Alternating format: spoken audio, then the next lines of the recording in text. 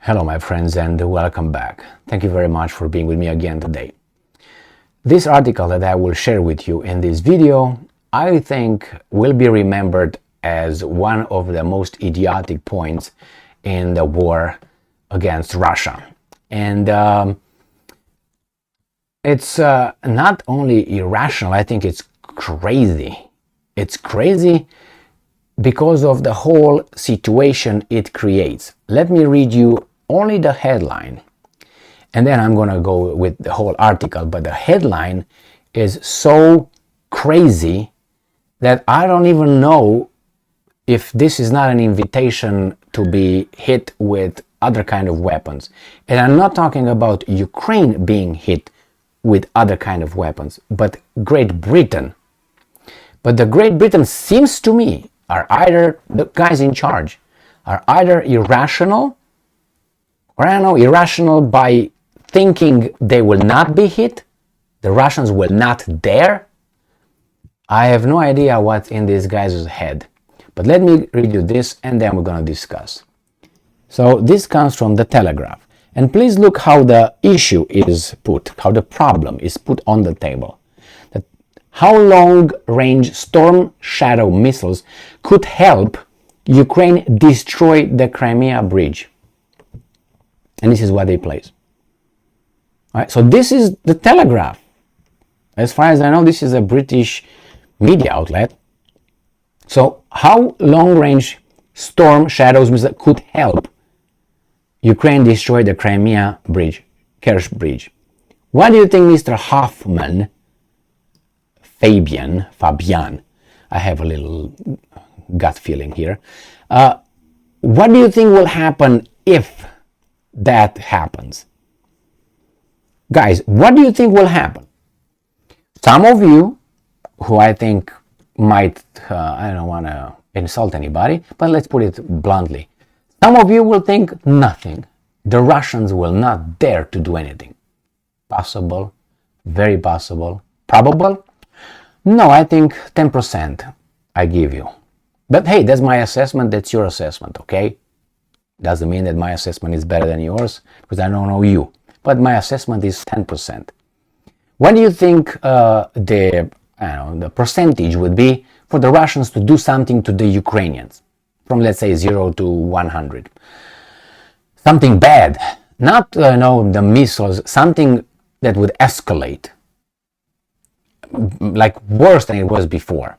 I would give 90%, 99%, between 90 and 99%.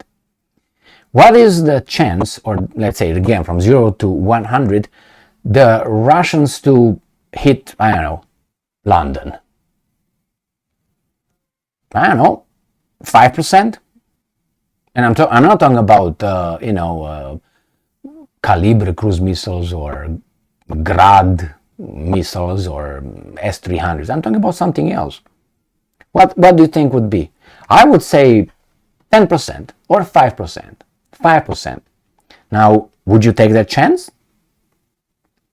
I think 5% is already too much. But hey, that's me. So they are calculating, those guys in London, how the Kerch bridge could be destroyed by the Ukrainians, not by them. No, it's not us. Them up, not us. So Ukrainians will do it. It's not us. We just helped them defend themselves against the unprovoked attack on their country. It's all morally perfect on this side. They are the bad ones. So don't look at us. We're just better than Jesus Christ here, somehow. So you tell me if the Russians will see it that way. Like, oh, well, it's a war. We attack these guys, unprovoked. We are the bad guys. We kill infrastructure. We kill children. We blow up kindergartens, hospitals, and schools. I'm pretty sure that happens. But hey, only one way. The other way doesn't happen. 0. Okay? And we deserve to be hit wherever. Now, Kerch Bridge, if you remember, Kerch Bridge is a civilian bridge. It's a civilian infrastructure. If that's used to supply it with weapons, it's used by the military, then you call that, okay, they use it, all right, therefore it's a fair game to be blown up, right? Right. Then so it is, for instance, with people, with civilians who, let's say, prepare groceries, like farmers, or people who, I don't know, build underwear that the soldiers are using. Therefore, by the same logic, those people, since they create something for the army, they're also involved. So that factory that builds underwear, produces underwear for the military or for everybody else, but for the military, could be legally bombed. No, because it's military as well. And I can go on and on. I can, for instance, destroy, for instance, a hydroelectric dam, or a nuclear power plant. Why? Because that electricity doesn't only help the civilians, but also the army, like the bridge. So that's the justification, if you remember, NATO. One general in NATO gave to whenever he was asked when they were destroying infrastructure in Yugoslavia in 1999. Check it out. You're not too far. A few clicks away. Okay? And you're going to find out. That was the justification. But that's used by the military as well. The energy with the dams, with the bridges. That was their justification. So when the Russians are hitting, let's say, apartment buildings with the workers that would produce things for the army, by using this logic, where do we get? That means we can kill civilians. We can destroy infrastructure, civilian infrastructure, like a bridge, like apartment building, like roads, like cities. I mean, Truman blown up 2 civilian cities, and he is not considered a war criminal. So I guess we have a precedent, don't we? That's crazy. And these guys are talking like as a matter of fact. All right, let's see what else these guys are saying here. Britain is sending Ukraine Storm Shadow missiles in a significant upgrade to Kiev's arsenal, allowing it to hit targets that have long been out of reach, including Crimean Bridge. This bothers me because it's a bridge. If they would say we're going to hit, I don't know, military bases, or I don't know, clusters of this, or weapons, or I'm 100%, that's their right, but this, I can't accept this. I can't, however you want to use it. Whatever, I can't. It's a civilian bridge. It's used by the military as well. It is. So are the cities, so are the roads. Then there's another reason the electricity is used by the military as well. Does it mean it can be blown up? No, but by this logic, can be. Storm Shadow, a land attack cruise missile, has a range of 250 to 400 kilometers now. I heard it was like 300, but now it's got to 400. Doesn't really matter. And they said it's an air attack, maybe a land attack where it's going to land, I'm guessing. But from what I read, this is from an airplane launched to a land base, land target, depending on the variant. Though the version delivered to Ukraine is likely to be at the lower end of this scale, doesn't matter, they're going to send it nevertheless. Who's going to know? Nobody. In this case, the missile will allow the Ukrainian armed forces to strike targets virtually anywhere in the country, denying Russian forces sanctuary on its territory. This also includes, this is the point, the whole article obviously, Crimea and the Kerch bridge that links the annexed peninsula to the Russian mainland. The Kerch bridge is an important logistical node in Russian military planning and is critical to Russia's resupply efforts in Ukraine's southern Kherson region. So they gave you here the reason why. Okay, so is a city with people who build, I don't know, ammunition and food for the soldiers, and I don't know, clothing and other stuff, cigarettes. Are those factories the same an important military and critical location that would keep the Ukrainian army going? You got the answer. Losing the bridge would constitute a major setback to Russia's armed forces and an important symbolic defeat for Vladimir Putin. Yeah, okay, that's true, but don't run away from this. You didn't make a point there acceptable, at least for me, okay? For me. So far, the limited range, blah blah blah. The much talk about HIMARS rocket artillery system has a maximum range of approximately 40 miles. It depends what kind of missiles you put inside, rockets. I heard that you can fit something that goes to 300 kilometers or so. Is that what I heard? So it's not, it depends what you put over there.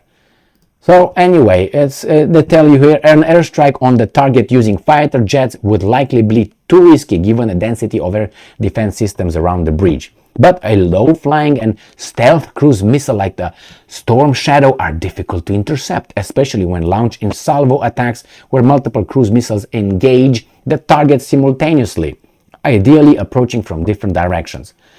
On top of this, Storm Shadow is equipped with a powerful 400 kilograms warhead that was specifically designed to destroy hardened and deeply buried targets, as well as advanced seekers that provide a missile with high degree of accuracy. So, the missile uses an initial boo, the sophisticated is fantastic. So basically, it's not as I said, in addition, Russian electronic warfare units could hamper Storm Shadow's success, most notably by jamming its GPS guidance. The effectiveness of Western air defense systems like the NASAMS or IRIS-T is shooting down Russian cruise. Okay, I know you're the best. Ukrainian decision makers may also choose to prioritize other targets. Well, I'm okay with that, but what's that going to be? So anyway, finally, targeting decisions may also incorporate a political dimension. Oh, yes, of course. Destroy that and we'll see. I will see. So this is it, my friends, with these guys. They are ready, they calculated, they say it's possible. It's not a matter of decision. That's going to happen. It's like, we don't even discuss that. I remember Norman Finkelstein, remember? Norman Finkelstein, doctor. If you don't know, I urge you look at some of his books and lectures and videos. You find him. He said that it's very interesting, I know, it was about 15 years ago maybe, or 10 years ago, more than 10 years ago, when he was talking about, he said, it's crazy, he said, in Israel, there are newspapers that are talking almost every day to hit that target in, I don't know, it was giving in Iran, we should hit those targets in Syria, it was not about, if, but what exactly. That's Dr. Finkelstein said. He said, it was not about if we are allowed, no, which one? So they were way past if we should do it or we would. No, which one we choose. The same here. It seems like, this is like a done deal. Oh, that would help. It's a matter of time. It's going to be done. That's the main target right there. One of the main targets, I guess. So what I suspect happening after this, because I'm guessing they will blow it. I give them, if they try, I think they will blow it. About 90% I give them success rate. For the reasons they mentioned here, and not only. Only the Patriot are perfect in blowing everything down, and the Russians don't have anything close to Patriot air defense systems, so that's why there's no chance they can, you know what I mean? So when they do that, I don't know what's going to happen. I don't even want to think about it. The problem is the people that are going to be hurt is going to be the Ukrainians. That's going to be, or maybe the 5% I mentioned, but I don't think that's going to happen. But I don't know, the Russians must be very frustrated, as they probably are with the Poles and with the Baltic states, that they hold back on destroying them, basically, because they can. The problem is, well, are we crazy, as these guys portray us? Well, I think they demonstrated so far, from that point of view, not using nuclear weapons yet, very much a strong power of self-restraint and self-discipline in that. You can tell me, yeah, they bombarded that, well, it's not the same thing. I mean, if they want to end the whole thing, they ended it yesterday. They could have done that in many ways, just using those things. Everything would have been done. If we are to believe these guys that they are crazy. No, crazy means irrational, right?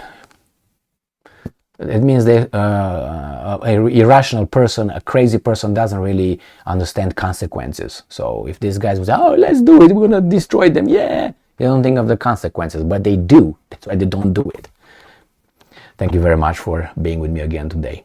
Stay strong, stay smart, look for the truth, and be just crazy, crazy.